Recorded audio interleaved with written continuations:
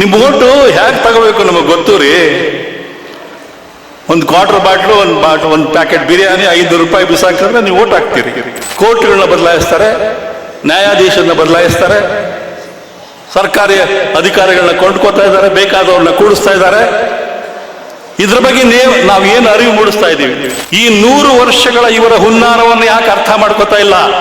ಕಾನೂನು ಮಾಡೋ ಜಾಗದಲ್ಲಿ ನಾವು ಕೂತ್ಕೊಳ್ಳದೆ ಹೋದ್ರೆ ನಮ್ಮ ಸ್ಥಿತಿ ಬದಲಾಗಲ್ಲ.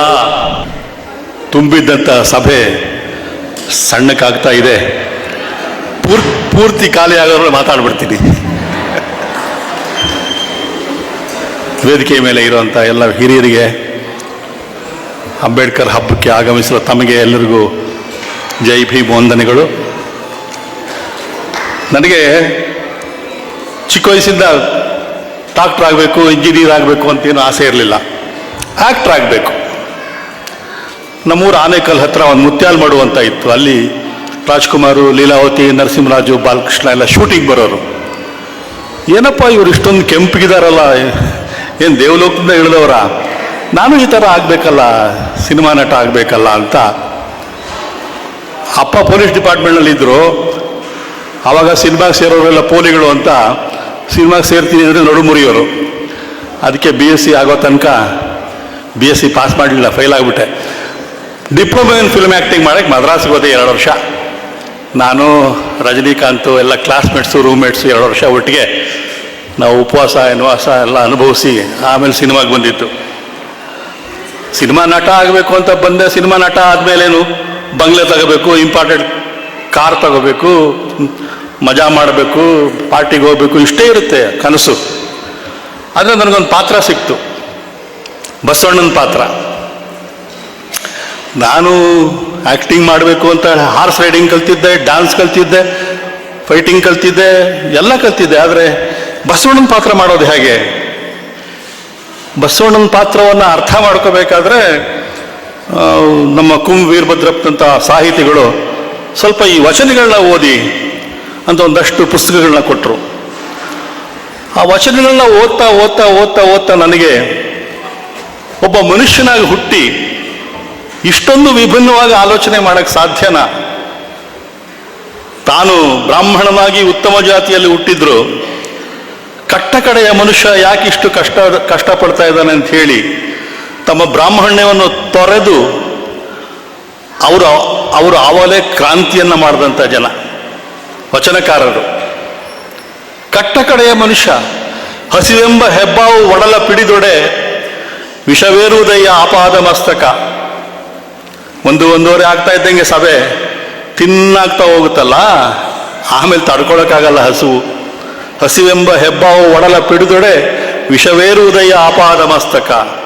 ಹಸಿವಿಗೆ ಅನ್ನವನಿತ್ತು ವಿಷವಿಳುಹ ಬಲ್ಲವನೇ ಧಾರುಡಿಗ ಗಾರುಡಿಗ ರಾಮನಾಥ ಅಂತ ನಮ್ಮ ವಚನಕಾರರು ಹಾಡ್ತಾರೆ. ನಮಗೆ ಸ್ವಾತಂತ್ರ್ಯ ಬಂದು 78 ವರ್ಷ ಆಯಿತು. ಎಷ್ಟೋ ಸರ್ಕಾರಗಳು ಬಂದು ಹೋಯಿತು, ಎಷ್ಟೋ ಪಕ್ಷಗಳು ಬಂದು ಹೋಯಿತು. ಇವತ್ತಿಗೂ 80% ಜನ ಯಾಕೆ ಸೋರ್ತಾ ಇರೋ ಮನೆಯಲ್ಲಿದ್ದಾರೆ, 2 ಹೊತ್ತು ಊಟಕ್ಕೆ ಯಾಕಿಲ್ಲ, ಹರಿದೋಗಿರೋ ಬಟ್ಟೆಯಲ್ಲಿ ಯಾಕೆ ಓಡಾಡ್ತಾ ಇದ್ದಾರೆ? ಇದ್ರ ಬಗ್ಗೆ ಏನು ಚಿಂತನೆ ಮಾಡೋಕ್ಕೆ ನಮ್ಮ ರಾಜಕಾರಣಿಗಳ ಸಮಯ ಇಲ್ಲ. ಅವರು 2500 ಕೋಟಿ ಖರ್ಚು ಮಾಡಿ ರಾಮ ಮಂದಿರ ಕಟ್ತಾರೆ, ಇನ್ಯಾರೋ ಚರ್ಚ್ ಕಟ್ತಾರೆ, ಇನ್ಯಾರೋ ಮಸೀದಿ ಕಟ್ತಾರೆ. ಬಡವರು ಗುಡಿಸಲು ಯಾರು ಕಟ್ತಾ ಇದ್ದಾರೆ? ಮಗು ಹೊಡೆದೇ ಹೋದ್ರೆ ತಾಯಿ ಕೂಡ ಹಾಲು ಕೊಡಲ್ಲ. ನಾವು ಅಳ್ತಾ ಇಲ್ಲ, ನಾವು ಕೊರಳಪಟ್ಟಿ ಹಿಡಿದು ಕೇಳ್ತಾ ಇಲ್ಲ. ಅದಕ್ಕೆ ಅವ್ರು ನಮ್ಮನ್ನು ಶೋಷಣೆ ಮಾಡ್ತಾ ಇದ್ದಾರೆ. ನಿಮ್ಮ ಓಟು ಹೇಗೆ ತಗೋಬೇಕು ನಮಗೆ ಗೊತ್ತು ರೀ. ಒಂದು ಕ್ವಾರ್ಟರ್ ಬಾಟ್ಲು, ಒಂದು ಪ್ಯಾಕೆಟ್ ಬಿರಿಯಾನಿ 500 ರೂಪಾಯಿ ಬಿಸಾಕಿದ್ರೆ ನೀವು ಓಟ್ ಹಾಕ್ತೀರಿ. ಆ ಮಟ್ಟದಲ್ಲಿ ನಮ್ಮ ಜನನೂ ಇದ್ದೀವಿ. ಅವರು ಗೆದ್ದು ಬರ್ತಾ ಇದ್ದಾರೆ. 2029 ಚುನಾವಣೆಯಲ್ಲಿ 2/3 ಮೆಜಾರಿಟಿ ಬಂದುಬಿಟ್ರೆ ಈಗ ಆಳ್ತಾ ಇರೋ ಪಕ್ಷಕ್ಕೆ ಅವರು ಸಂವಿಧಾನನ ಬದಲಾವಣೆ ಮಾಡ್ತಾರೆ, ಮೀಸಲಾತಿಯನ್ನು ತೆಗೆದುಹಾಕ್ತಾರೆ. ಈಗಾಗಲೇ ಸ್ಪೆಷಲ್ ಇಂಟೆನ್ಸಿವ್ ರಿವಿಷನ್ ಅಂತ ನಡೆಸ್ತಾ ಅಲ್ಪಸಂಖ್ಯಾತರನ್ನ ವೋಟಿನ ಲಿಸ್ಟಿಂದ ತೆಗೆದುಹಾಕ್ತಾ ಇದ್ದಾರೆ. ನಾವು ಹಬ್ಬ ಮಾಡ್ತಾ ಇದ್ದೀವಿ. ಇದು ಅರಿವಿನ ಹಬ್ಬ ಆಗಬೇಕು. ಇಷ್ಟೊಂದು ಸಂಸ್ಥೆಗಳು, ವಿದ್ಯಾಸಂಸ್ಥೆಗಳಿದೆ. ಎಲ್ಲಿ ನಮ್ಮ ವಿದ್ಯಾರ್ಥಿನಿಯರು ಎಲ್ಲಿ ಕಾಣಿಸ್ತಾ ಇದ್ದಾರೆ? ನಮ್ಮ ದೇಶವನ್ನು ಮುಂದೆ ತಗೊಂಡು ಹೋಗಬೇಕಾದ್ರೆ ಅವರು ಎಲ್ಲಿ ಕಾಣ್ತಾ ಇದ್ದಾರೆ? 100 ವರ್ಷಗಳ ಹಿಂದೆ ಇವರು ನಾವು ಹಾಕಿ ತಿನ್ಕೊಂಡು ಬಿದ್ದಿದ್ದವರು ಇವತ್ತು ವಿದ್ಯಾವಂತರಾಗ್ತಾ ಇದ್ದಾರೆ, ಸಂಘಟಿತರಾಗ್ತಾ ಇದ್ದಾರೆ, ಜಾಗೃತರಾಗ್ತಾ ಇದ್ದಾರೆ ಅಂತ ಹೇಳಿ ಅವರು ಒಂದು ಸಂಸ್ಥೆಯನ್ನು ಕಟ್ಟಿದ್ರು. 100 ವರ್ಷಗಳ ಹಿಂದೆ ಅನೂಚಾನವಾಗಿ ನಡೆಸ್ಕೊಂಡು ಬರ್ತಾ ಇದ್ದಾರೆ. ಬೆಳಗ್ಗೆ 6 ಗಂಟೆಗೆ ಪೆರೇಡ್ಗೆ ಹೋಗ್ತಾರೆ ಲಾಠಿ ಹಿಡ್ಕೊಂಡು, ಸಂಬಳದಲ್ಲಿ ಇಷ್ಟು ಅಂತ ಕೊಡ್ತಾರೆ. ಅವ್ರ ಹತ್ರ ಸಂಪನ್ಮೂಲ ಇದೆ, ಜನಗಳಿದೆ, ಕೋಟ್ಯಾಂತರ ಕಾರ್ಯಕರ್ತರಿದ್ದಾರೆ, ಚುನಾವಣೆಯನ್ನು ಗೆದ್ದು ಬಲ್ತಾ ಇದ್ದಾರೆ. ವಿರೋಧ ಪಕ್ಷಗಳು ಎಲ್ಲಿವೆ?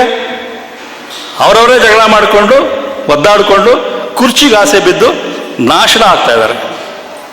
ಅವರು ಮಾತ್ರ ಕೋರ್ಟ್ಗಳನ್ನ ಬದಲಾಯಿಸ್ತಾರೆ, ನ್ಯಾಯಾಧೀಶರನ್ನ ಬದಲಾಯಿಸ್ತಾರೆ, ಸರ್ಕಾರಿ ಅಧಿಕಾರಿಗಳನ್ನ ಕೊಂಡ್ಕೋತಾ ಇದ್ದಾರೆ, ಬೇಕಾದವ್ರನ್ನ ಕೂಡಿಸ್ತಾ ಇದ್ದಾರೆ. ಇದ್ರ ಬಗ್ಗೆ ನಾವೇನು ಅರಿವು ಮೂಡಿಸ್ತಾ ಇದ್ದೀವಿ? ವೀರಭದ್ರಪ್ಪನವ್ರು ಹೇಳ್ದಂಗೆ ಅಂಬೇಡ್ಕರ್ ಅವರ ಸಂದೇಶಗಳನ್ನ ಎಲ್ಲಿ ಮುಟ್ಟಿಸ್ತಾ ಇದ್ದೀವಿ? ನಾವು ಪ್ರತಿಮೆಗಳನ್ನ ಕಟ್ತಾ ಇದ್ದೀವಿ, ಬಾವುಟಗಳನ್ನು ಹಾಕ್ತಾ ಇದ್ದೀವಿ, ಜೈ ಭೀಮ್ ಅಂತ ಇದ್ದೀವಿ, ಘೋಷಣೆ ಕೂಗ್ತಾ ಇದ್ದೀವಿ. ಈ 100 ವರ್ಷಗಳ ಇವರ ಹುನ್ನಾರವನ್ನು ಯಾಕೆ ಅರ್ಥ ಮಾಡ್ಕೋತಾ ಇಲ್ಲ? ಬಾಬಾ ಸಾಹೇಬ್ ಹೇಳಿದ್ರು, ಅಧ್ಯಯನ, ಆಂದೋಲನ, ಅಧಿಕಾರ. ಕಾನೂನು ಮಾಡೋ ಜಾಗದಲ್ಲಿ ನಾವು ಕೂತ್ಕೊಳ್ಳದೆ ಹೋದ್ರೆ ನಮ್ಮ ಸ್ಥಿತಿ ಬದಲಾಗಲ್ಲ. ಇದನ್ನ ಆಲೋಚನೆ ಮಾಡ್ಬೇಕು ನಾವು ಬಹಳ ಗಂಭೀರವಾಗಿ. ಏನೂ ಆಗಿಲ್ಲ ಅನ್ನೋ ಥರ ಇದ್ದೀವಿ. ಆದರೆ ಈ 3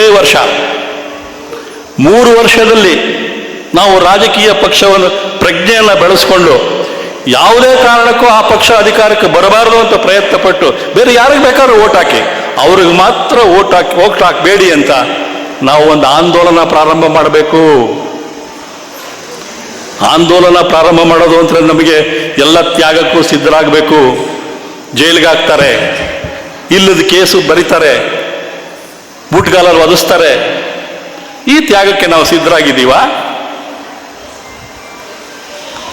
ಬಾಬಾ ಸಾಹೇಬ್ ಸಂವಿಧಾನವನ್ನು ಮಾಡುವಾಗ ಎಷ್ಟು ಕಷ್ಟ ಅನುಭವಿಸ್ತಾರೆ. ಅವರೊಬ್ಬರೇ ಕೂತ್ಕೊಂಡು ಮಾಡಿದ್ದು, ಬೇರೆ ಯಾವ ಸಮಿತಿ ಸದಸ್ಯರು ಇರಲಿಲ್ಲ. ಅಲ್ಲಿ ಎಷ್ಟು ವಿರೋಧ ಬಂದರು, ಅವ್ರು ನಿಲ್ಲಲಿಲ್ಲ. ಅವರು ಕೊಟ್ಟರು ನಮಗೊಂದು ಸಂವಿಧಾನ. ಅವ್ರು ಬರೆದಿರುವಂಥ ಅಷ್ಟೊಂದು ಪುಸ್ತಕಗಳಿವೆ. ಅಧ್ಯಯನ ಮಾಡ್ತಾ ಇದ್ದೀವ? ಅಧ್ಯಯನ ಮಾಡಬೇಕು, ಅರ್ಥ ಮಾಡ್ಕೋಬೇಕು. ನಮ್ಮ ಚರಿತ್ರೆ ಗೊತ್ತಿಲ್ಲದೆ ನಾವು ಭವಿಷ್ಯ ಕಟ್ಟಕ್ಕೆ ಸಾಧ್ಯ ಇಲ್ಲ. ಬಹಳ ಗಂಭೀರವಾದ ವಿಷಯಗಳು ಇವೆಲ್ಲ. ಆದ್ರಿಂದ ನಾನು ಈ ಹಬ್ಬದ ವಾತಾವರಣ ಕೆಡಿಸಕ್ಕೆ ಇಷ್ಟಪಡೋದಿಲ್ಲ. ಅಧ್ಯಯನ ಮಾಡಿ, ನಿಮ್ಮ ಮಕ್ಕಳ ಭವಿಷ್ಯದ ಬಗ್ಗೆ ಯೋಚನೆ ಮಾಡಿ, ಈ ದೇಶದ ಸ್ಥಿತಿ ಬಗ್ಗೆ ಆಲೋಚನೆ ಮಾಡಿ. ನಾವು ನೀವು ಸೇರಿ ಒಂದು ನವಭಾರತವನ್ನು ಕಟ್ಟೋಣ. ಜೈ ಭೀಮ್.